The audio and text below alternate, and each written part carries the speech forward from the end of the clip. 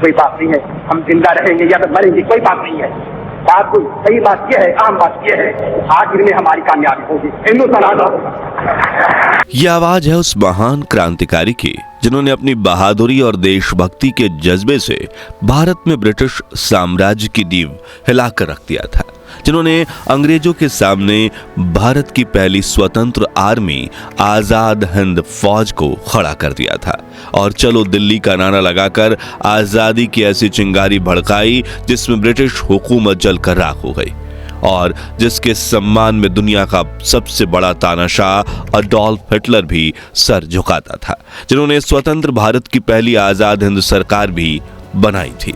न सिर्फ भारत की आजादी बल्कि दूसरे विश्व युद्ध में भी महत्वपूर्ण भूमिका निभाने वाले नेताजी सुभाष चंद्र बोस किसी परिचय के मोहताज नहीं है। नेताजी की विचारधारा अहिंसा से आजादी की लड़ाई लड़ने वाले महात्मा गांधी, जवाहरलाल नेहरू और सरदार पटेल की तिकड़ी से बिल्कुल अलग थी। वो कहते थे, तुम मुझे खून दो, मैं तुम्हें आजादी दूंगा।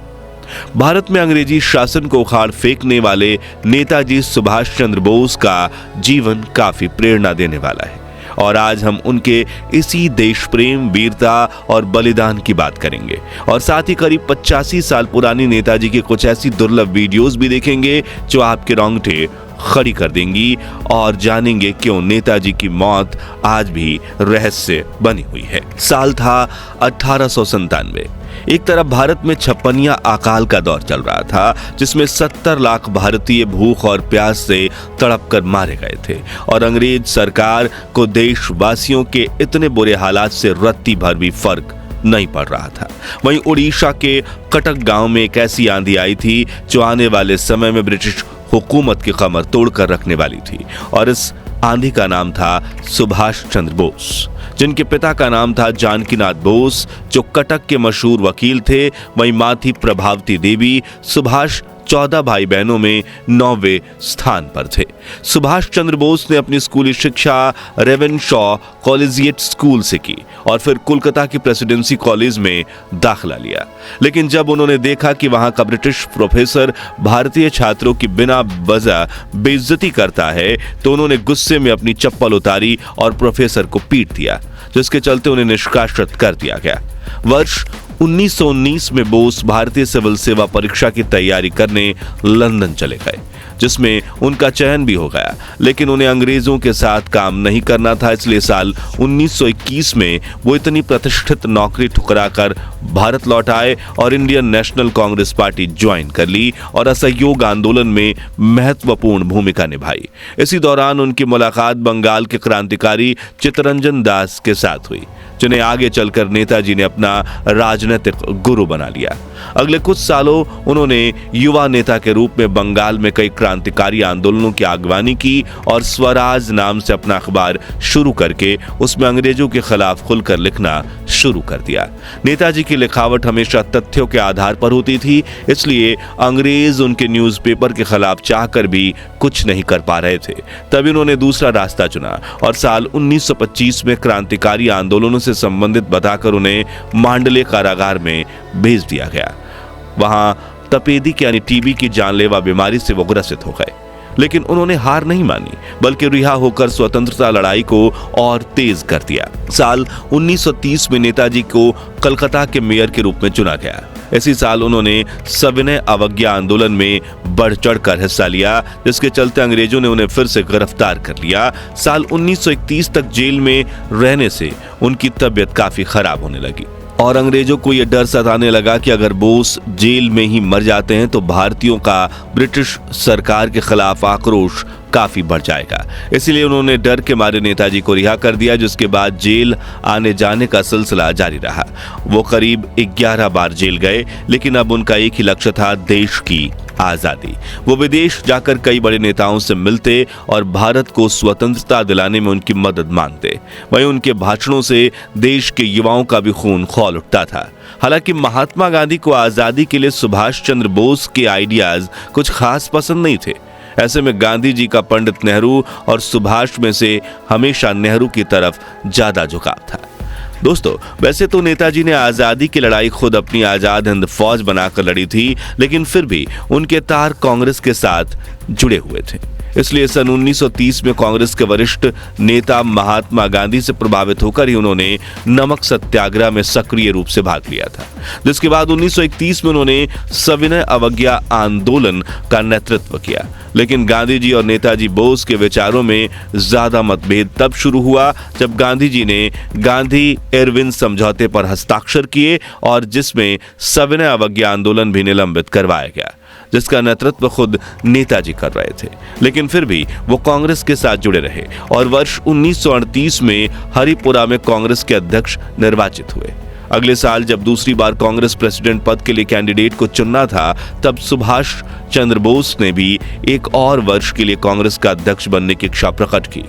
इसका सबसे जोरदार समर्थन रविंद्रनाथ टैगोर ने किया, क्योंकि उनकी नजर में कांग्रेस में आधुनिक सोच के सिर्फ दो ही व्यक्ति थे, सुभाष और जवाहरलाल। अब नेहरू तो उस वक्त कांग्रेस प्लानिंग कमेटी के अध्यक्ष थे, इसलिए टैगोर चाहते थे कि बोस एक बार फिर कांग्रेस के अध्यक्ष बने। लेकिन बापू सुभाष चंद्र बोस को दोबारा कांग्रेस अध्यक्ष बनाने के पक्ष में नहीं थे, इसलिए उन्होंने अपने करीबी पट्टाभी सीतारामैया को सुभाष चंद्र बोस के सामने चुनाव में उतार दिया और गांधी का विरोध होने के बावजूद इस चुनाव में नेताजी को 1580 वोट्स मिले, जबकि सीतारामैया को सिर्फ 1377 लोगों ने ही मत दिया।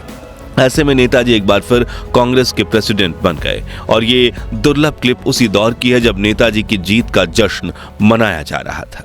राष्ट्रपति सुभाष चंद्र बोस का 51 बैलों का रथ चंद्रबाबू की पापा देखिए, राष्ट्रपति सुभाष चंद्र बोस का 51 बैलों के रथ का तवारीखी जुलूस इतिहासगत। वहीं अहिंसा के रास्ते में जब नेताजी को भी कुछ दिलचस्पी नहीं रही, ऐसे में उन्होंने ऑल इंडिया नेशनल ब्लॉक नाम की एक पार्टी बनाई और 1940 में वो कांग्रेस से अलग हो गए। इसी बीच जुलाई 1940 में सुभाष चंद्र बोस एक कूच का नेतृत्व कर रहे थे, तभी अंग्रेजों ने उन्हें एक बार फिर से अरेस्ट कर लिया, लेकिन जेल में उन्होंने सरकार के खिलाफ भूख हड़ताल कर दी और कहा कि मुझे रिहा करो वरना मैं जीना छोड़ दूंगा। कई दिनों तक भूखे रहने की वजह से उनकी तबीयत बिगड़ने लगी और ब्रिटिश सरकार ने हार मानकर उन्हें जेल से रिहा कर दिया और हाउस अरेस्ट में रखा, जहां ब्रिटिश पुलिस वाले उन पर दिन भर नजर रखते थे। इसी बीच नेताजी ने बाहर खड़े पुलिस वालों तक खबर पहुंचाई कि मैं कुछ दिन एकांत में बिताना चाहता हूं, इसलिए मुझसे मिलने घर मत आइएगा। लेकिन असल में वो अपनी दाढ़ी मुंह चुगा रहे थे और 17 जनवरी की रात उन्होंने पठानी सूट पहनकर अपना वेश पूरी तरह से बदल लिया और हाउस अरेस्ट से भाग निकले और अफगानिस्तान चले गए, जहां उन्होंने गूंगे बहरे पठान का किरदार निभाते हुए सोवियत यूनियन के बॉर्डर तक का सफर तय किया, जहां से मॉस्को जाने के लिए उन्होंने एक इटालियन आदमी ऑरलैंडो मोजाटा का भेष धारण किया और नकली पासपोर्ट के जरिए आसानी से अफगानिस्तान की बॉर्डर पार कर ली। यहाँ भारत में अंग्रेजों को 4 से 5 दिनों तक ये तो पता ही नहीं चला कि नेताजी गायब हो चुके हैं और जब पता चला तो अब काफी देर हो चुकी थी। यहाँ मॉस्को में नेताजी ने ब्रिटिशर्स के खिलाफ जर्मनी से मदद मांगने का प्लान बनाया और सीधा तानाशाह हिटलर से मिलने पहुंच गए, क्योंकि नेताजी का मानना था कि दुश्मन का दुश्मन दोस्त होता है। हिटलर ने भी नेताजी के देश प्रेम और बेबाकी के कई किस्से सुने थे, इसलिए वो भी नेताजी से मिलने को आतुर थे। ऐसे में 29 मई 1942 के दिन नेताजी और हिटलर की मुलाकात हुई, लेकिन असल में वो हिटलर नहीं उनका बहरूपिया था, क्योंकि हिटलर को हमेशा अपनी जान का डर बना रहता था, इसलिए वो दूसरे कमरे में बैठकर बातें सुनता था। लेकिन नेताजी बहरूपिये को पहचान गए और बोले कि मुझे हिटलर से मिलना है, और फिर एक एक करके 3 और बहरूपिये हिटलर बनकर नेताजी के पास आए और नेताजी उन तीनों को पहचान गए कि वो नकली हैं। ऐसे में नेताजी को देखने की हिटलर की भी दिलचस्पी बढ़ गई और वो खुद उनसे मिलने पहुंचा। हिटलर से मिलने के बाद नेताजी ने कहा कि आप इस वक्त भारत की ब्रिटिश सरकार पर हमला करो, क्योंकि इस वक्त भारत ब्रिटिश एम्पायर का दिल है। जो धड़कना बंद हो गया तो दूसरे विश्व युद्ध में ब्रिटिश एम्पायर हार जाएगा। लेकिन हिटलर ने कहा कि मैं ब्रिटेन में इन पर हमला करके इन्हें कमजोर बनाता हूं, आप भारत में कीजिए। साथ ही उन्होंने जर्मनी में कैद 4000 इंडियन प्रिजनर्स को रिहा कर दिया और नेताजी से कहा कि मैं जापान के साथ आपकी मीटिंग करवा देता हूं और अपनी हाई क्लास सबमरीन यानी पनडुब्बी में बैठाकर उन्हें सुमात्रा आइलैंड भेज भेजा। इसी के साथ नेताजी एक सबमरीन में बैठने वाले पहले इंडियन भी बन गए। खैर, सुमात्रा में जापानी आर्मी उनके लिए एक प्लेन का बंदोबस्त करती है, जिसमें सवार होकर नेताजी टोक्यो पहुंचे, जहां उन्होंने मीटिंग में जापान के प्रधानमंत्री तोजो हिदेकी को प्रभावित कर दिया और जापान ने ब्रिटिश इंडियन आर्मी के सभी भारतीय सैनिकों को रिहा कर दिया और इन सैनिकों के साथ नेताजी ने यहीं पर बनाई भारत की पहली सेना, आजाद हिंद फौज। उस वक्त जापान और सिंगापुर के बीच युद्ध चल रहा था और सिंगापुर में 85,000 ब्रिटिश सैनिक थे, जिनमें से 45,000 तो केवल भारतीय थे, जिनका बोस माइंड वॉश करना चाहते थे। ऐसे में नेताजी ने जापान के प्राइम मिनिस्टर को कहा कि आप सिंगापुर में बम गिराओ तो उनके साथ कुछ पंपलेट फेंको जिसमें हिंदी, तमिल और अंग्रेजी भाषा में लिखा हो, तुम भारतीय कब तक अंग्रेजों के गुलाम बनकर दूसरों के लिए लड़ते रहोगे। इसका असर इस कदर युवाओं पर हुआ कि भारतीय सैनिकों ने विद्रोह शुरू कर दिया। जापान को सिंगापुर में जीत मिल गई। साथ ही 40,000 से ज्यादा सोल्जर्स आजाद हिंद फौज के सदस्य बन गए, जिन्हें पैसे और हथियार जापान सप्लाई करने लगा। हालांकि वादे के मुताबिक आजाद हिंद फौज को जापान के साथ मिलकर बर्मा और मणिपुर में ब्रिटिशर्स के खिलाफ युद्ध लड़ना था, लेकिन नेताजी ने अपनी सेना से वादा किया था कि वो 1 साल के अंदर इस फौज को भारत की सरजमी पर लेकर आएंगे, और हुआ भी कुछ ऐसा ही। जब जापान ने द्वितीय विश्व युद्ध में ब्रिटिशर्स से जीते तो अंडमान और निकोबार आइलैंड नेताजी को भेंट में दे दिया, जहां आजाद हिंद फौज के साथ नेताजी ने इस पर कदम रखा। जहां 21 अक्टूबर 1943 के दिन नेताजी ने सिंगापुर में आजाद हिंद सरकार की गठन की, जिसमें वह स्वयं राज्य के प्रमुख प्रधानमंत्री और युद्ध मंत्री थे। बता दें कि जब नेताजी अंडमान निकोबार पर आजादी का तिरंगा फहरा रहे थे, तब पूरे देश में आजादी को लेकर नई उम्मीद भी जाग उठी थी और भारत के मुख्य भूमि पर भी लोग आजाद हिंद फौज से जुड़ने लगे थे। मगर नेताजी ब्रिटिशर्स पर हमला करने ही वाले थे कि 30 अप्रैल 1945 को एक खबर आती है कि एडोल्फ हिटलर ने आत्महत्या कर ली, जिसके 3 महीने बाद अमेरिका जापान के हिरोशिमा पर परमाणु बम गिरा देता है, जिससे जापान की आर्थिक स्थिति काफी बिगड़ जाती है और वे आजाद हिंद फौज की फंडिंग रोक देते हैं, जिससे नेताजी को बहुत गहरा धक्का लगता है। इन सभी कारणों की वजह से आजाद हिंद फौज के कई सैनिकों को आत्मसमर्पण करना पड़ा। नेताजी सुभाष चंद्र बोस साल 1943 से जापान और जर्मनी से मदद ले रहे थे। अब उन्होंने सोवियत यूनियन से मदद लेने का फैसला किया और निकल पड़े एक लंबे सफर पर। उनका प्लान था कि वो पहले टोक्यो जाकर जापानीज सरकार को धन्यवाद कहेंगे और फिर सोवियत यूनियन जाकर तानाशाह जोसेफ स्टालिन से मदद मांगेंगे, जिसके लिए 18 अगस्त 1945 के दिन नेताजी सुभाष चंद्र बोस सिंगापुर से बैंकॉक होते हुए सैगोन पहुंचे। वहां से आगे जाने के लिए एक जापानी विमान उपलब्ध नहीं था। बहुत कोशिशों के बाद उन्हें जापानी बमवर्षक विमान में जगह मिली, लेकिन इसमें उनके सभी साथी सवार हो सके उतनी जगह नहीं थी। इसलिए उन्होंने अपने साथ चलने के लिए हबीबुर रहमान को चुना और बाकी साथियों का हाथ मिलाकर जय हिंद कहते हुए वो तेजी से कुछ सीढ़ियां चढ़कर विमान में सवार हो गए। साथियों, नेताजी की मौत पर किताब लिखने वाले पत्रकार आशीष रे बताते हैं कि उस विमान में क्रू समेत 14 लोग सफर कर रहे थे। पायलट के ठीक पीछे नेताजी बैठे हुए थे। उनके सामने पेट्रोल के कई बड़े जेरिकेन रखे हुए थे। नेताजी के ठीक पीछे हबीबुर रहमान बैठे हुए थे। हालांकि विमान में दाखिल होते ही जापानियों ने नेताजी को को पायलट की सीट देने की पेशकश की, लेकिन उन्होंने विनम्रतापूर्वक मना कर दिया। यानी अब पायलट और लेफ्टिनेंट जनरल शिंदे के अलावा सभी लोग विमान की जमीन पर बैठे हुए थे और नेताजी को एक छोटा सा कुशन दिया गया था ताकि उनकी पीठ को आराम मिल सके। हालांकि सभी मुसाफिरों के पास कोई सीट बेल्ट नहीं थी।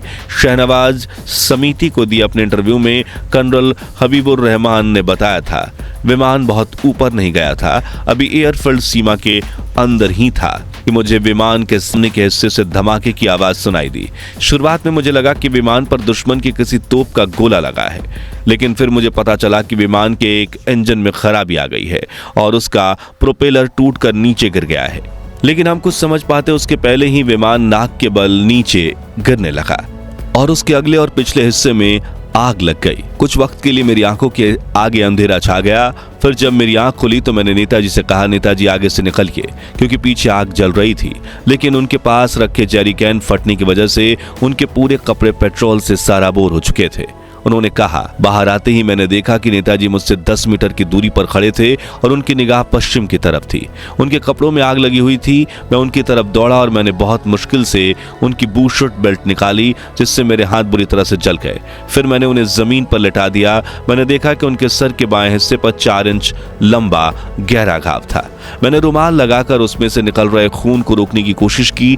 तभी नेताजी ने कहा, मैं शायद बच नहीं पाऊंगा और जब आप मुल्क वापस जाएं तो लोगों को बताना कि मैंने आखिरी दम तक मुल्क की आजादी के लिए लड़ाई लड़ी। वो जंग आजादी को जारी रखें, हिंदुस्तान जरूर आजाद होगा। यानी अपने जीवन के आखिरी पलों में भी वो अपनी बीवी या बेटे के बारे में बात नहीं कर रहे थे, बल्कि देश की आजादी के बारे में सोच रहे थे।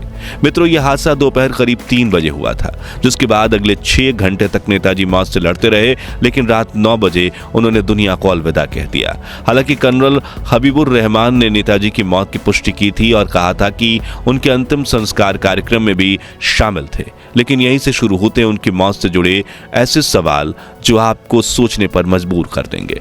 दरअसल घायल या मृत नेताजी की कोई तस्वीर आज तक नहीं मिली। ऐसे में उस वक्त इंडियन नेशनल आर्मी ने यह मानने से इनकार कर दिया उनकी मृत्यु हुई है। अब जो लोग मानते हैं कि उस वक्त नेताजी जिंदा थे, वे इसे लेकर 2 थियरीज बताते हैं। पहली, उनकी मौत 8 साल बाद रूस में होना। दरअसल वरिष्ठ नेता सुब्रमण्यम स्वामी बताते हैं कि उस दिन विमान दुर्घटना का कोई रिकॉर्ड नहीं है और 1991 के सोवियत विघटन के बाद एक सोवियत स्कॉलर ने उन्हें बताया था कि नेताजी तो ताइवान गए ही नहीं थे।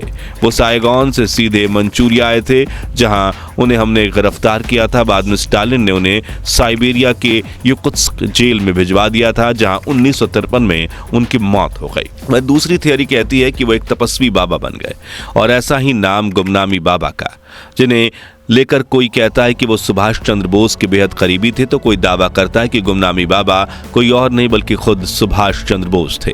लेकिन क्यों? तो 16 सितंबर 1985 के दिन जब फैजाबाद में रहने वाले गुमनामी बाबा का निधन होता है तो उनके घर की तलाशी ली जाती है, जहां अफसरों को एक बक्सा मिलता है जिसमें कथित तौर पर सुभाष चंद्र बोस के जन्म की तस्वीरें, लीला राय की मौत पर हुई शोक सभा की तस्वीरें और इसके साथ साथ सुभाष चंद्र बोस के माता पिता की निजी तस्वीरें, नेताजी की तरह दर्जनों गोल चश्मे, एक रोलेक्स की घड़ी और आजाद हिंद फौज की एक यूनिफॉर्म के साथ जर्मन, जापानी और अंग्रेजी साहित्य की किताबें मिलती हैं। जिसके बाद यह कयास लगाए जाने लगे कि नेताजी ही गुमनामी बाबा थे। गुमनामी बाबा से जुड़े इन्हीं रहस्यों और उनके नेताजी के साथ कनेक्शन के बारे में जानने के लिए साल 2016 में जांच के लिए जस्टिस विष्णु सहाय आयोग का गठन किया गया।